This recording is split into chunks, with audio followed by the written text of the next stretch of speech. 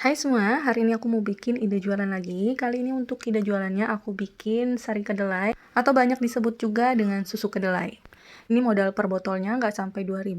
Jadi apa aja bahan dan gimana cara buatnya? Langsung aja. Oh ya, jangan lupa seperti biasa untuk rincian modal dan juga keterangan bahan, kalian bisa klik di bawah judul, sudah aku tulis lengkap, jadi tinggal di screenshot aja ya. Nah, pertama di sini aku sudah siapkan sebanyak 500 gram kacang kedelai. Ini sebelumnya aku udah cuci bersih ya, sambil dibejek-bejek biar kulit dari kacang kedelainya ini lepas seperti ini.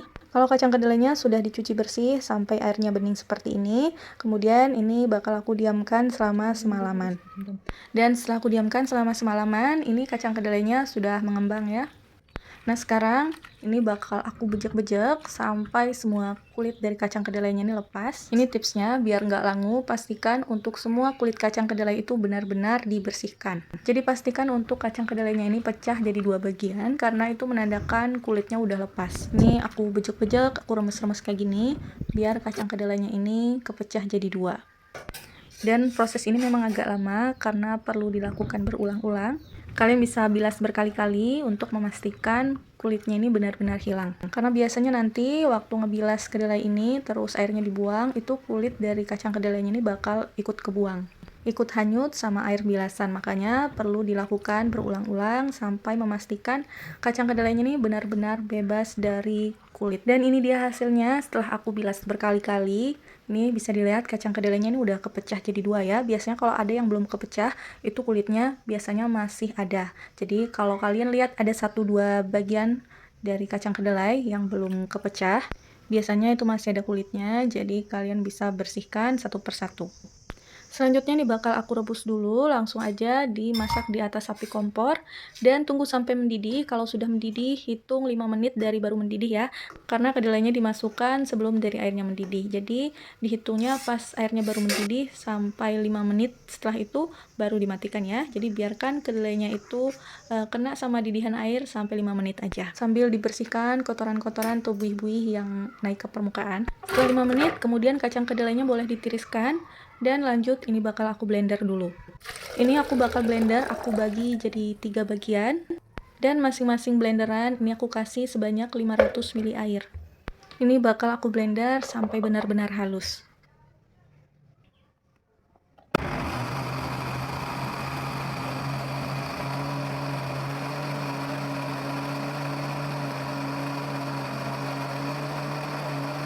Setelah halus, lanjut aku siapkan baskom, lalu tinggal dimasukkan aja hasil blenderannya ke dalam baskom seperti ini. Kalian bisa ulang proses pemblenderan dari sisa kacang kedelai yang belum di blender dan kumpulkan di satu baskom seperti ini. Lanjut saring hasil blenderannya. Ini aku pakai saringan biasa, lubangnya agak cukup besar ya.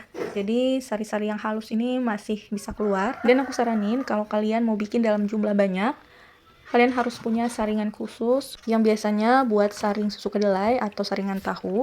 Karena di sini saringannya kecil, jadi harus diulang berkali-kali. Dan tipsnya juga harus digoyang-goyangin. Kalau enggak, biasanya tuh airnya lama turun. Jadi mesti digoyang-goyang ya.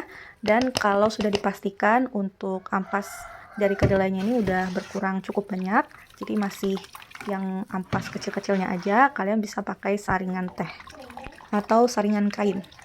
Intinya di sini hasil saringannya tuh harus benar-benar bebas dari ampas kedelai. Oh ya, ini untuk saringan kainnya biasanya aku pakai buat saringan teh, jadi warnanya ini agak gelap ya, karena aku sering banget pakai buat saring teh. Dan kalau sudah dipastikan hasil dari saring kedelainya ini udah benar-benar bebas dari ampas, lanjut aku tambahkan sebanyak 1,5 liter air, jadi untuk total air yang dipakai sebanyak 3 liter aja. Dan kalau sudah, ini kemudian aku masak sambil terus diaduk ya, biar bagian bawahnya nggak gosong. Nah, kalau cairannya sudah mulai panas dan hampir mendidih ya, bisa dilihat dari uapnya itu udah mulai kelihatan. Ini aku tambahkan dengan garam dan tambahkan juga dengan gula pasir. Kalau sudah, lanjut diaduk-aduk lagi sampai gula dan garamnya larut. Dan ini aku masak sampai mendidih. Biar hasil cairannya tuh lebih bersih, buih-buih seperti ini nih bisa dibuang ya. Nah, ini cairannya sudah mendidih, ini boleh dimatikan ya apinya dan tunggu sampai benar-benar dingin. Setelah cairannya benar-benar dingin, biasanya di permukaannya itu ada kulit ya. Ini kulitnya bisa diangkat, dibuang aja biar cairannya ini benar-benar bersih. Oh ya, untuk saringannya ini pastikan pakai saringan yang lubangnya itu kecil-kecil.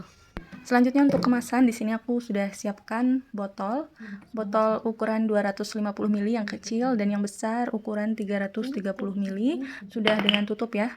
Ini harganya murah banget, kalian bisa lihat ya di bawah judul sudah aku tulis di mana aku belinya biar kalian tahu harganya berapa. Lanjut tinggal dikemas aja, tinggal masukkan cairan kedelainya ke dalam botol.